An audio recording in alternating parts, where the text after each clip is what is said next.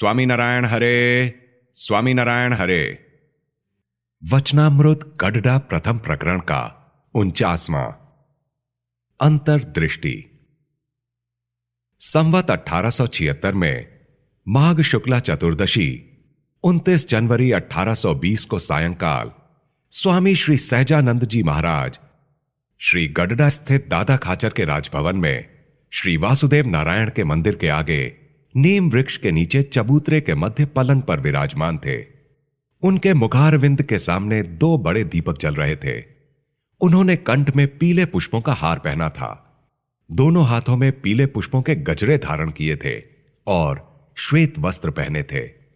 उनके मुखारविंद के समक्ष सभा में मुनि तथा स्थान स्थान के हरिभक्त बैठे हुए थे। उस समय श्रीजी महाराज बोले कि अब प्रश्नोत्तरी प्रारंभ कीजिए। तब ब्रह्मानंद स्वामी ने प्रश्न किया कि हम भगवान में जो मनोवृत्ति रखते हैं वह बहुत बलपूर्वक रखने के कारण रहती है, किंतु जगत के पदार्थों में यह स्वयमेव रहा करती है, उसका क्या कारण है? श्रीजी महाराज बोले, भगवान के भक्त की मनोवृत्ति भगवान के सिवा अन्य किसी भी स्थान पर नहीं रहती। उन्हें यही चिंता लगी रहती है कि हमें जगत के पदार्थों में वृत्ति रखना ही कठिन रहेगा।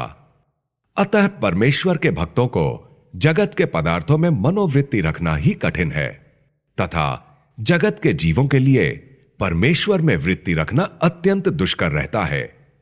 इसीलिए जिसकी मनोवृत्ति परमेश्वर में नहीं रहती वह भगवत भक्त नहीं है। फिर भी सत्संग में यदि आता रहे तो वह धीरे धीरे संत की वार्ता को सुनते सुनते परमेश्वर का भक्त हो जाएगा।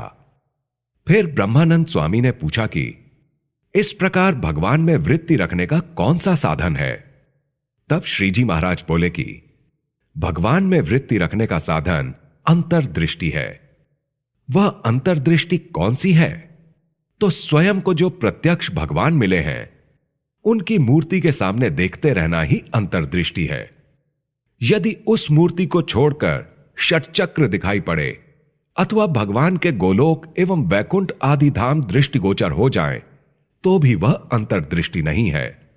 इस कारण भगवान की मूर्ति को अंतःकरण में धारण करके उसका अवलोकन करते रहने तथा बाहर भी भगवान की मूर्ति को निहारते रहने को ही अंतर्दृष्टि कहा गया है।